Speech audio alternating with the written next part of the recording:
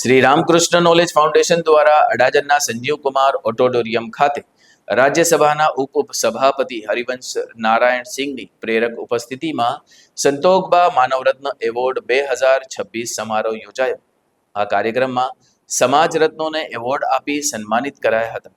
Padmashri doctor ગુલ્લાપલ્લી N Rao અને Padmashri Rima નાણાવટીને Santokba માનવરત્ન award અર્પણ કરાયો। ઉપરાંત પ્રથમ વખત સોશિયલ એન્ટરપ્રિન્યોર એવોર્ડથી બોલેન્ટ ઇન્ડસ્ટ્રીઝના સ્થાપક શ્રીકાંત બોલ્લાનું સન્માન કરાયું।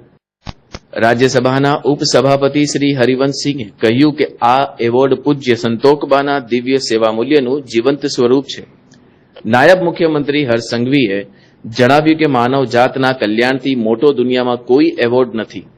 કાર્યક્રમમાં સાંસદ ગોવિંદભાઈ ધોળકિયા, મુકેશભાઈ દલાલ, મેયર માયાબેન માવાણી, ડિરેક્ટર ગોવિંદન રંગનાજન, ઈસરોના પૂર્વ chairman AS Kiran Kumar, admiral R Hari Kumar, Rishabh Shroff, Shreyas Dholakia સહિત અગ્રણી ઉદ્યોગપતિઓ અને સામાજિક સંસ્થાઓના પ્રતિનિધિઓ ઉપસ્થિત રહ્યા હતા।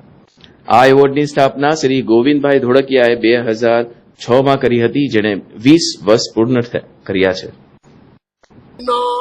દિવસ અમારા માટે બહુ મહત્વનો ને યાદગાર છે, કારણ કે આજે મારા માતૃશ્રીના નામે ચાલતો સંતોકબા માનવ રત્ન એવોર્ડ, જે આજે 2 એવોર્ડ જ હતા, એમાં એ લોકોને અમે જે એવોર્ડ છે એમાં આપણે ભગવાન દયાથી 1 કરોડની રાશિ આપીએ છીએ। બહુ પ્રેસ્ટીજ એવોર્ડ છે અને આજે એક નવો એન્ટરપ્રેન્યોર પણ એવોર્ડ શરૂ કર્યો। એ શુભ દિવસ છે।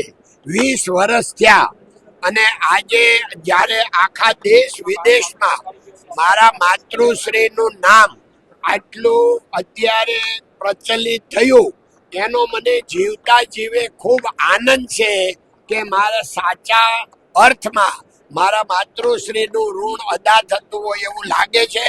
ખૂબ આનંદ। ધન્યવાદ। જય હિન્દ, જય ભારત, નમસ્તે। અમારી લાઈફનો બહુ યાદગાર દિવસ છે, કારણ કે મારા માતૃશ્રીના નામે સંતોકબા માનવ રત્ન એવોર્ડ જે ચાલે છે 2006 થી, તેનો આજે આ 20મો આપણે એવોર્ડ સેરેમની હતી।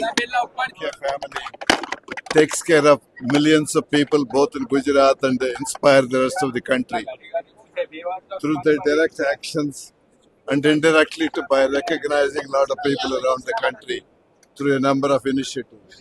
Congratulations to the entire family and Govind Bhai Kaka for his vision.